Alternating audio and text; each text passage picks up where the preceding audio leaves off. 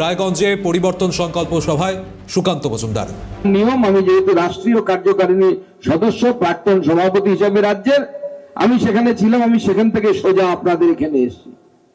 সেদিন পার্টি অফিসে, আমাদের রাষ্ট্রীয় পার্টি অফিসে সবার মুখে শুধু একটাই কথা, সব নেতৃত্বের মুখে একটাই কথা। কি কথা বলছেন তারা বলছেন বঙ্গ হয়ে গেছে, উড়িষ্যা হয়ে গেছে, উৎকল হয়ে গেছে, এইবার বাংলার বাড়ি অঙ্গ হয়ে গেছে, উড়িষ্যা হয়ে গেছে, এইবার বঙ্গ বিজয়, বঙ্গে ভারতীয় জনতা পার্টির পতাকা উঠবে, 26-এ নরেন্দ্র মোদী সরকার এখানে করতে হবে। সবাই এই প্রতিজ্ঞা নিয়ে আছে। আজকে সেইখান থেকে সেই সভা, এবং তার মানে আমাদের রাষ্ট্রীয় নেতৃত্ব যে সিদ্ধান্ত নিয়েছে যে ভারতীয় জনতা পার্টির সরকার শ্যামাপ্রসাদ মুখার্জির এই মাটিতে করতে হবে।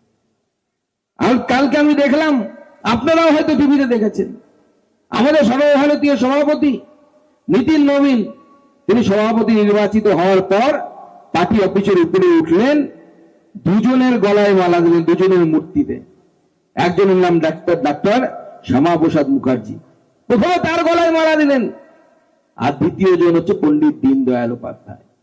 আগে ভাবুন, একটি সর্বভারতীয় পার্টি, সর্বভারতীয় রাজনৈতিক দল, যার পার্টি অফিসে দিল্লিতে কার ছবি, কার মূর্তি লাগানো আছে?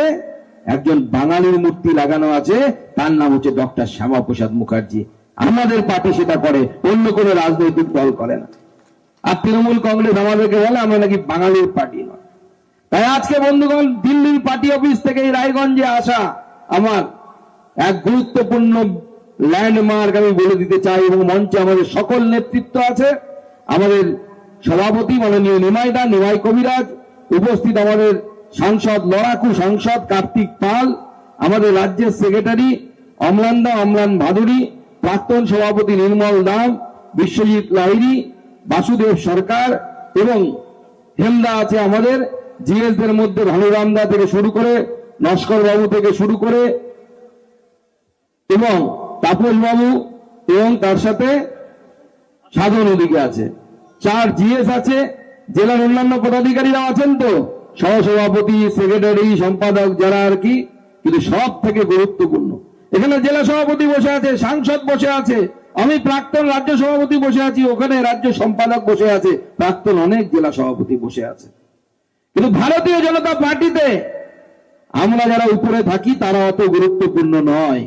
সব থেকে গুরুত্বপূর্ণ হচ্ছে আমার সেই সমস্ত কর্মীরা যারা নিচে বসে থেকে বুথে লড়াই করে, তৃণমূলের সাথে চোখে চোখ রেখে কথা বলে।